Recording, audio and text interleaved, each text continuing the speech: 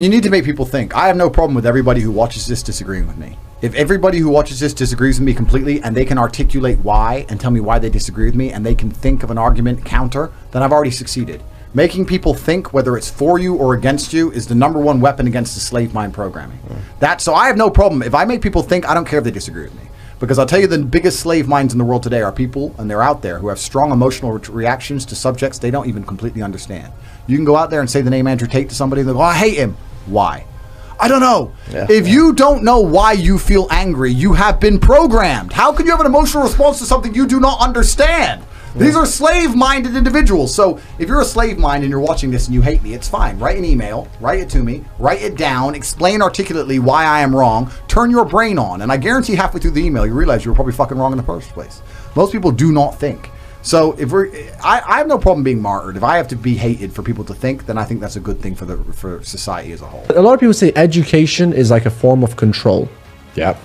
So do you think right now the modern education system is them just trying to control us, brainwash us? Well, what have you learned in modern education that's ever helped you with your life? Pythagoras theory. Yeah, exactly. Nothing. Yeah. Nothing.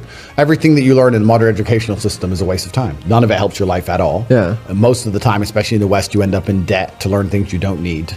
And they do that to get you already inside of the slave machine, so you have to quickly get a job and pay all this money back and sit there and slave away your job forever. If they really cared about you and they wanted you to learn things and know things, then they would teach you about how tax works, how money works, how business works. They don't teach you any of that. They'll never teach you anything about anything important that can genuinely improve your life. They just teach you things to keep you inside of the slave mindset. It's an indoctrination camp. It's all garbage. I teach more about how to make money in my school for $49 a month than you will ever learn in a business MBA for $100,000 from Harvard. Yeah. Because I'm actually trying to teach people how to make money because I exist. My school doesn't exist in a vacuum either financially. You have to understand the educational system exists in a vacuum. You can only get the loans if you use the loans to go to school. Yeah. In the West, if they were to say, here's $100,000, do you want to go to school with it or do you want to do something else with it? Nobody would go to school, but you can only get the money if you go to school, which means the school doesn't have to be competitive. It's not competing against any of the other avenues of generating money in the world. So they get to just completely scam you and waste your time and waste years of your life and teach you nothing. I'll touch briefly on that. I was cornered by some journalists on my way to the courthouse the other day. And they said, are you happy, Tristan? I said, yes. He goes, ha, were you happy in jail? I said, yes. He goes, happy in jail, why? I said, because only my body was in prison, but my mind wasn't. And what I meant by that, to extrapolate a little for everybody listening here, I look at some people. When I was in prison, I thought of some people. I thought of what the people who were doing this to me looked like. I can imagine them. Fat, out of shape, out of breath all the time, unhappy, small house, ungrateful, unattractive wife, doesn't respect himself, doesn't respect his family, kids who probably hate him. And I thought, that guy, these people, and a few names spring to mind of people who I hate from the past, are far more in jail than I have ever been.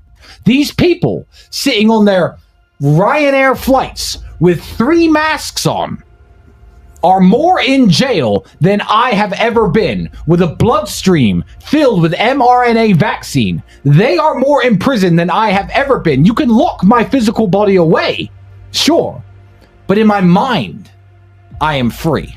It's true. These people are absolutely utterly controlled. Most of our detractors are controlled by what they see on the news, and they don't even have any interest in finding out the truth. It's amazing to me. I'm the most famous, most Googled man on the planet, right? I'm the most Googled man on the planet, and videos of me are being presented out of context. And every single time I do a podcast, I say, that's shown out of context.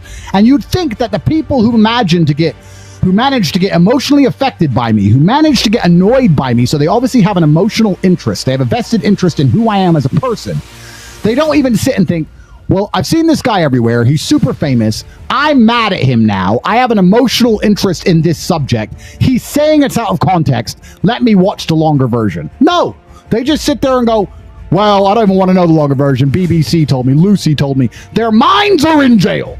They're imprisoned in their brains. They can't even think outside of what they see on the fucking TV screen. Have you seen this like phenomenon where you go out to restaurants and like the family will sit down and then they sit a screen down in front of the child with headphones, and then the kids just sitting there watching some bullshit on the screen?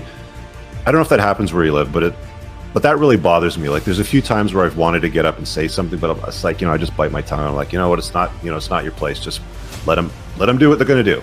What do you think about that?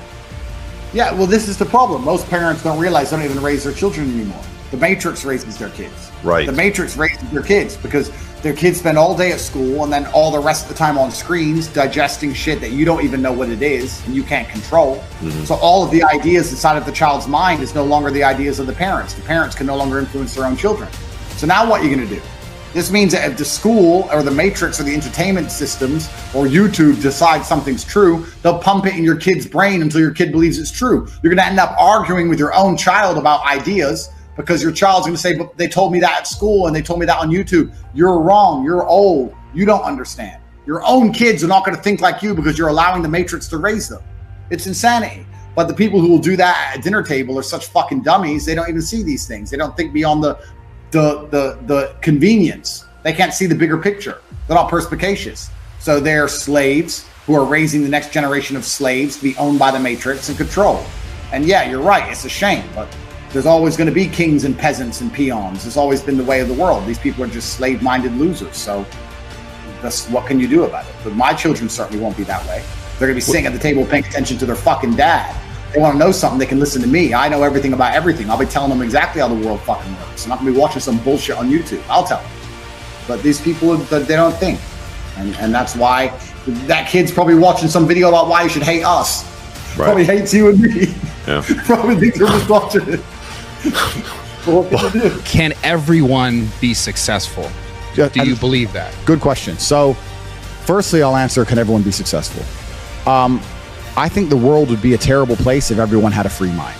You do need the slave minds. I've heard you say that. As annoying as they are, you do need the slave minds. You do need the guy who believes that, working in the gas station is important and he's good at it. You need him. It's good. You need these people. Yeah, but what if that guy just doesn't know any better, though? Good. Or he's this is what we're talking about, though. Fine. The world can't all be, mansions on the Palm in Dubai. They can't all be that. So successful is all about self-definition, which is what I was saying at the beginning. You have to decide who you want to be. And if you wanted to be Joe Schmo and you pull it off, then you'll be a pretty happy, content person. To decide who you want to be. I think the people who are miserable, it's the gap between their expectations and their reality. That's where the misery lies. Yeah. My expectations were always enormously high.